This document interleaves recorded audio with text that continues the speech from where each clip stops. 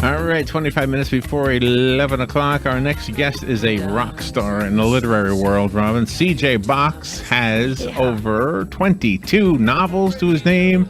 You might know him as the author of the Joe Pickett series. He won the Edgar Allan Poe Award for Best Novel, which was Blue Heaven, that came out in 2009. He's got a new book, and it is called Paradise Valley. And in this book, he's got a female protagonist. And so we're going to learn about the book and everything else. But in 10 minutes, what are you going to do? You got a rock star, Robin, for 10 minutes. I know. I think it's an honor. It's great. CJ Box, you even have a cool name. Good morning, CJ. How are you?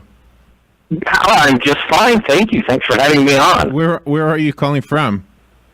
I'm calling from my home in Wyoming. Wow, you got a great phone signal, by the way. Oh, good. It's unusual, huh? Usually we have a horrible phone signal. How's the weather? You look like you would live in Wyoming. The picture of you on Amazon shows you in a cowboy hat. Is that typically you? Yeah, it really is. Yeah, we have a place in Cheyenne, Wyoming, and then a small ranch, and I generally wear a hat around, because the sun's bright and it's high elevation. So tell me about Cassie Duell. She is your protagonist in this story. Is she new? Well, not really. Cassie Duell was introduced 2 books ago in a book called The Highway. And in that book, it's about a long-haul trucker who's a serial killer. And it's based on some real events.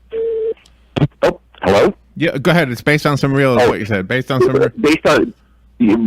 some real events. And that particular antagonist, known as the Lizard King, has really resonated with an awful lot of readers. They want to know what happened to him, will he ever get caught. Okay. And in this book, Cassie Duell tracks him across the northern Rockies to a place called Paradise Valley, and that's where the final battle begins. Oh my gosh! And part, does she have to go undercover for part of this story?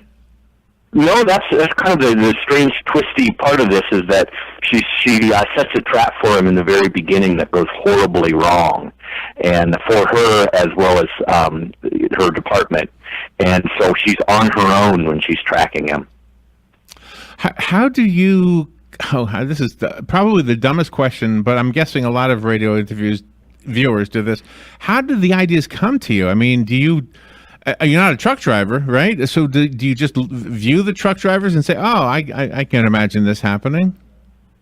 No, I'm not. I used to be a journalist. I think that's probably where it comes from. I'm a big consumer of news. I follow things, and sometimes an idea will come out of the news that I want to explore. And in this case, I read an article several years ago about that the FBI had created a highway serial killer task force because they figured that there was 1,000 missing truck stop prostitutes, and probably the work of about 20 to 24 drivers. Oh my goodness! So from there came the book. That's a true story. That's a true story. Oh, yeah. So I kind of lurked in the world of long haul trucking on the internet, and then went on a cross country trip with a couple of drivers to get it from the inside. And it's come from there. Oh my God! I worked here in the juvenile system years and years and years ago, and some of the girls that would be locked up, they're not even 18 yet. And they're locked up because they were offering their services at the local truck stop. So those, that's a dangerous decision to make. It sounds like. Yeah, and it's a world into its own. The truck stop prostitutes are known as lot lizards, and the serial killer truck driver in my books is known as the Lizard King. Oh my gosh. Mm-hmm.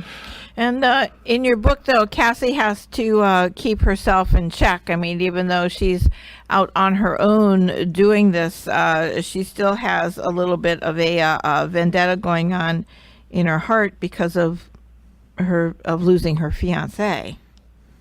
That's right, and her former partner in an earlier book, all kind of as a result of this Lizard King character. The book, again, is called Paradise Valley. I'm looking at the back of the book. I just turned it over, and 2 comments. First of all, you live in a beautiful place. Look at that little creek. But the second comment is about that dog. My gosh, that's a good-looking dog. Look at that dog, Robin. Yeah. Normally, I comment the authors on their good looks, but I'm going to comment your dog.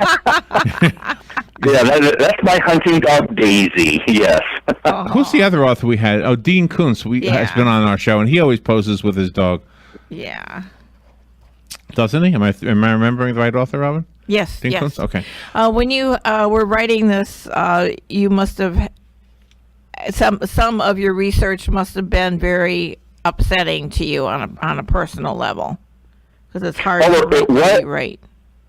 Well, it was in regard to kind of the finding out from long haul truck drivers, because I certainly don't mean to portray all long haul truck drivers as evil doers, and the ones I was with when I went across the country were great people, but there are a few of them out there, really bad ones, and the people I were with identified a few truck drivers at different stops across the U.S. that they wouldn't go near, or wouldn't even go near their trucks or vehicles because they knew something was going on.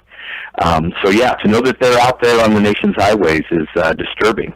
Does your journalism background help in the area of writing from a female perspective?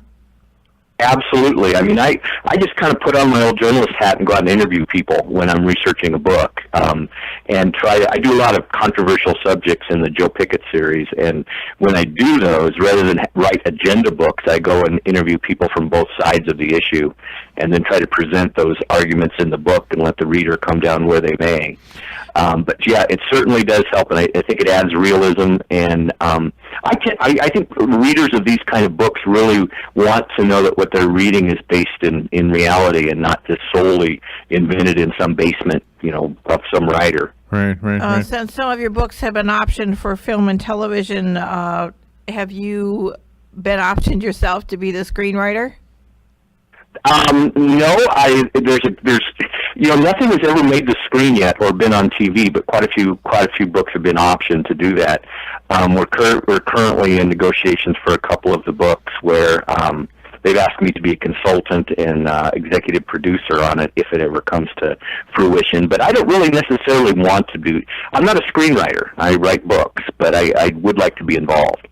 The book I have is called Paradise Valley. It's written by our guest, C.J. Box. Let me just read from Amazon. For 3 years, investigator Cassie Duell has been on a hunt for a serial killer known as the Lizard King, whose hunting grounds are the highways and truck stops where runaways and prostitutes are most likely to vanish. If you would like the copy that was sent to me, I would be glad to leave it for you on Patsy's desk. Call me right now, 622-9622. You get the hardcover book, which sells for about $20 on Amazon. The rest of us will have to go buy it, including myself. I'm going to get the audiobook. Are you the voice on the audiobook? No, I'm not. The company that did it hired an actress to do it, so it's from a female perspective, which I think was smart. That is a good idea. Wow, that's awesome. So what website would you direct us to? Yours, cjbox.net?